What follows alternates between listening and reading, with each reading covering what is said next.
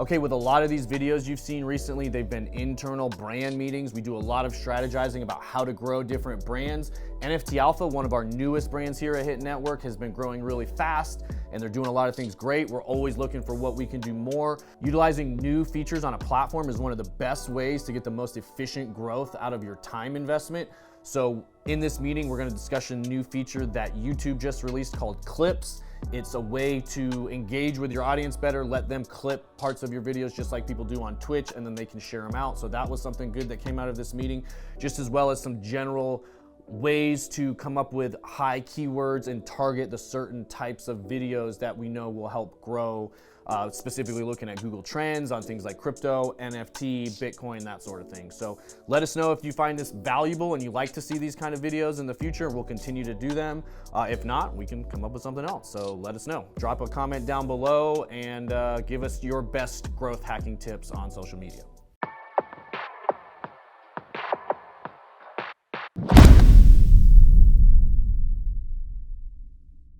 What I'm trying to do is get at least one design for every brand in both the Facebook and the Instagram marketplace this week. You know, like we're rehauling the whole back end of the website and all that kind of stuff, but we've never really launched on Facebook and Instagram marketplaces for merch. So he's gonna work on getting you guys into the Facebook Creator Studio, which is the way you guys really should be doing anything that has to do with Facebook or Instagram.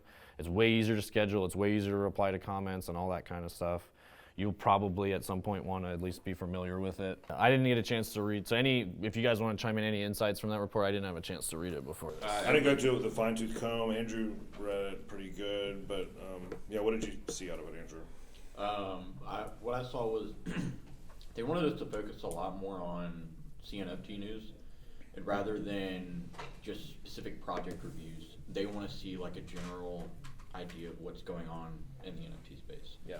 That's the main thing. That was my main takeaway. They want us to have, when somebody searches NFT news, to be that was one of the things they said, to be in the top. Top, if not the top 3. Right, so they gave you guys kind of new keywords to go after, and NFT news was one of them. Perfect, because that's probably the number one thing being searched. That's why they're telling you to target that. There's probably pretty low competition for that right now comparatively. Like, this is the idea to keep it stream. We have to have the same workflow for the editors and the title people, so it's not chasing everybody around. So that's what I'm saying. If you want to brainstorm ideas beforehand, I think it would be beneficial. I think it would make your content better. The more work you do on the front end, the better the end result has been. That's been our experience across the board, which is why we're trying to get back to that on the BitBoy stuff. That's what the scripted stuff is, what's missing in our content, according to Chad.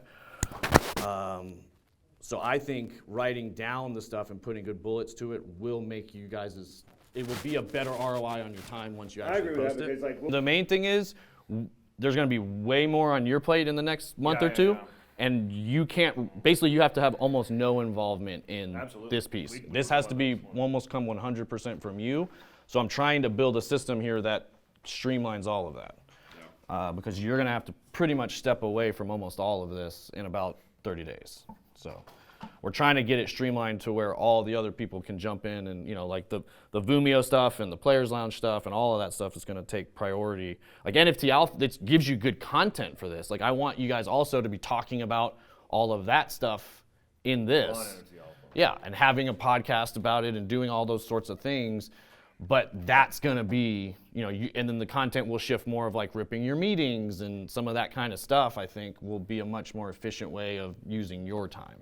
Basically, we've got to build this whole thing out like its own business. So there's a lot to do beyond just the content. So the content has to be automatic. So we need to lock in your time. This is one of the most important things on YouTube, where it's like, if we're doing one video a day, it's at this time, and if we're doing 2 videos, it's at this time and this time, if that makes sense. Because the more it's looking for consistency in the time uploads, and the way the algorithm works, it's gonna slot them in based on who's watching at that time. So, and it's very predictive. So if it knows, hey, this NFT channel uploads every day at noon, show anybody who's interested in NFT content at noon, show this to them, and they're going to be on it. So like, the more consistent you are, the better it knows that, and the better it shows. Does that make sense? Mm-hmm. Yeah.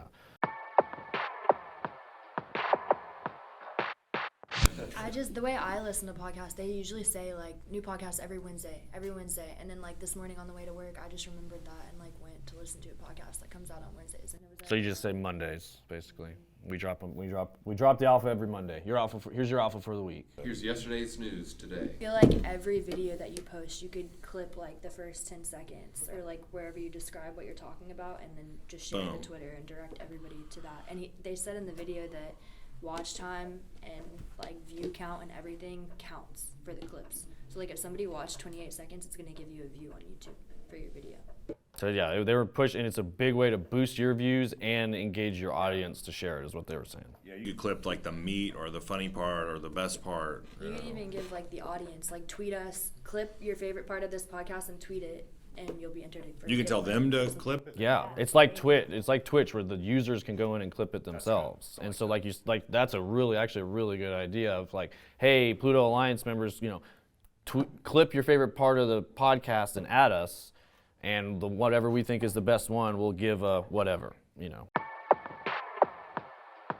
Yeah, so you could talk about like, hey, this big NFT drop happened last week and it failed.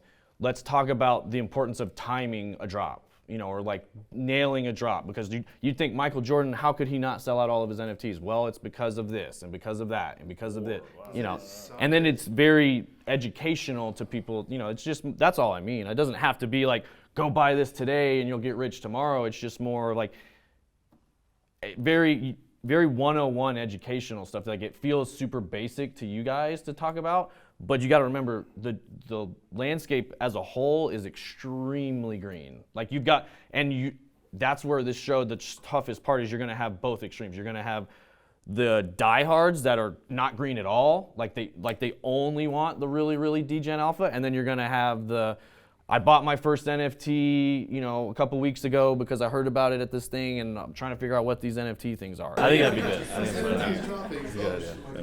Here it is. What do you know, Johnny? I like turtles.